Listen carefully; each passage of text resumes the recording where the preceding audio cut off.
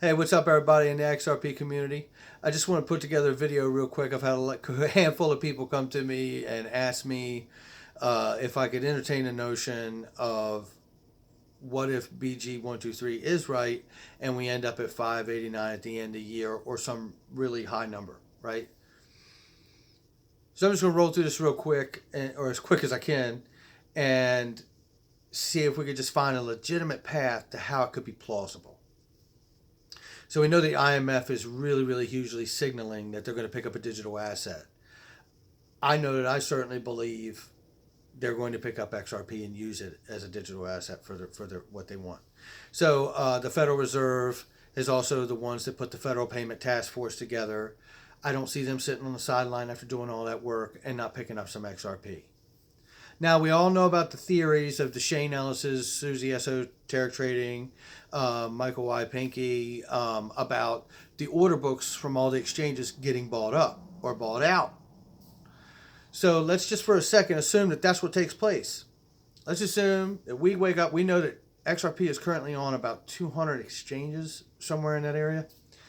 So let's just assume that today's the day or tomorrow, whatever that day is, all the books are bought out and there's no more XRP available except for us that are holding it cold offline, and we're not looking to sell it unless the price is right, right?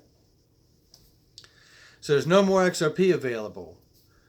What happens then, right? What happens then?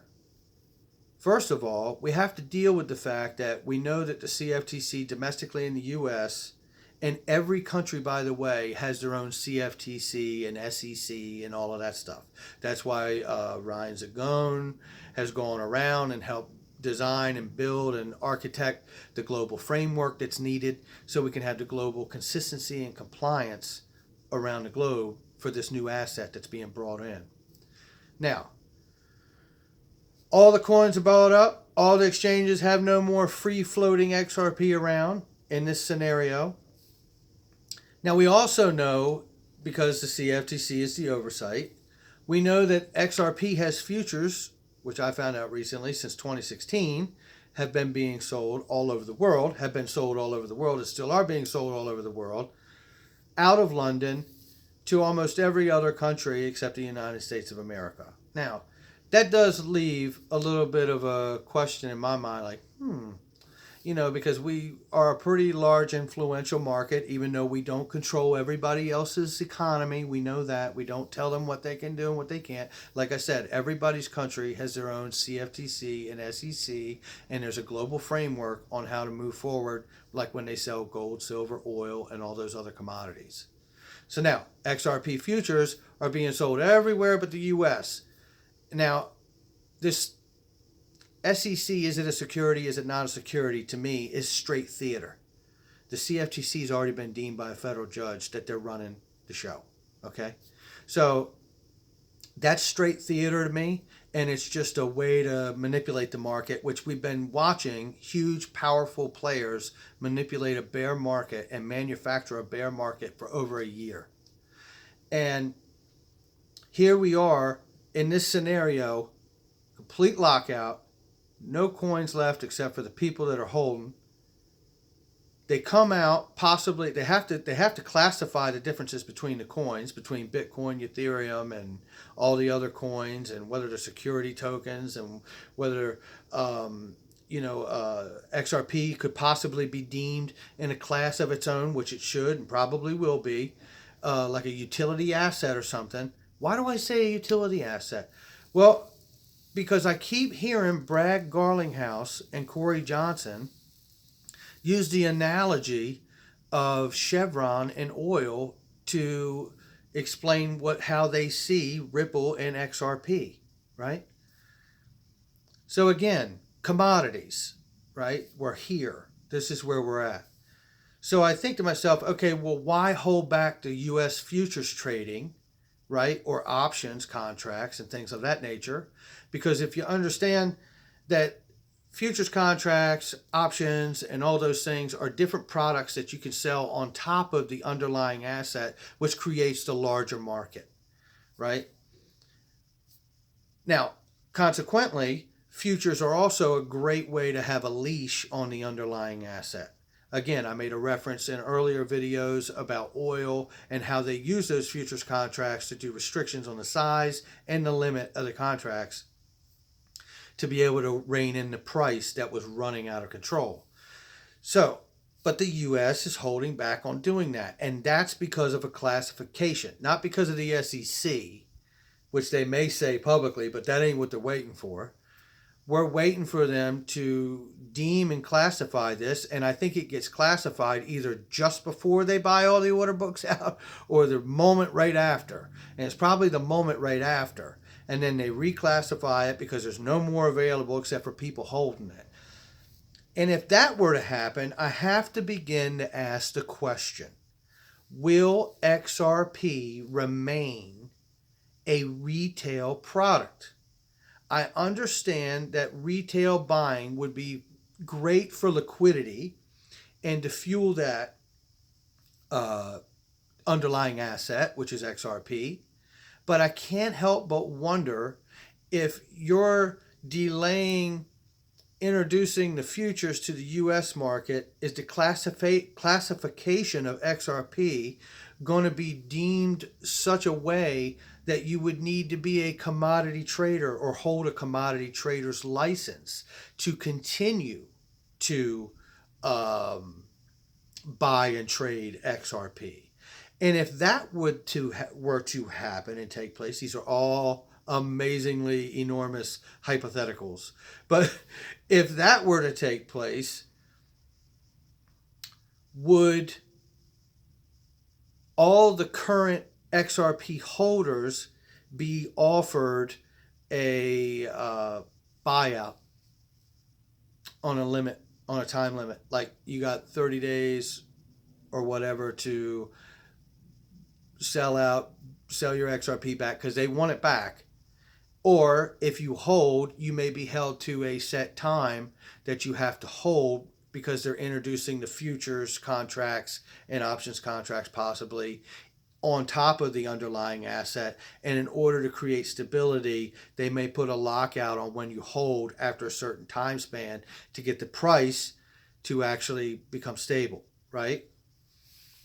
Now, these are amazing hypotheticals, but I was asked to entertain this notion. Some points of contention here that I see, if the IMF is going to adopt this and the Fed Reserve, and the IMF and Brad Garlinghouse has said for the choked up lawyer who couldn't get it out, in order for the IMF to do it with current regulations, a country they sponsor or work with would have to adopt, or a country would have to adopt XRP as their currency, and the IMF could work with it from there in pretty much free reign. So either they're going to change the regulation, right, to make it work and be even easier to do without a country adopting it, or they already know they have a country or countries that are going to adopt it. And then once they do, the IMF has it, and I would imagine that they would break it off and disseminate it through the financial system from the SDR, because the SDR will tie the country to the IMF, and then the XRP digital asset could be disseminated to them or broken down and handed out off of the SDR. That's how I would imagine, because I don't see them getting rid of the SDR. So, scenario put forth, I guess, if I'm just trying to highlight it, is you imagine 200 exchanges currently right now holding XRP, and all the order books are bought out. There's a high price. Maybe it's $5.89, some high price, right? And then we have some kind of new deemed classification come in domestically, and that could possibly put us in a situation where retail buyers are left holding the bag. Now, they're going to want it back. They're going to want it back. So I don't see us getting beat out in some bad way. But I do see a situation that if all of this would happen and the buyout of the order books and all of this stuff, it's going to cause a shortage and it's going to cause a lockout of some kind. We saw with a $3.80 bull run froze the exchanges from being able to take on new customers. A $3.80 bull run. So I'm just putting this out here. I don't know if they offer future contracts for retail buyers.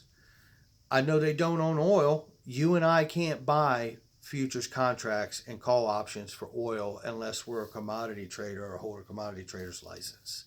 So, and do they leave it open to us retail wise so they can continue to bring the liquidity into the market?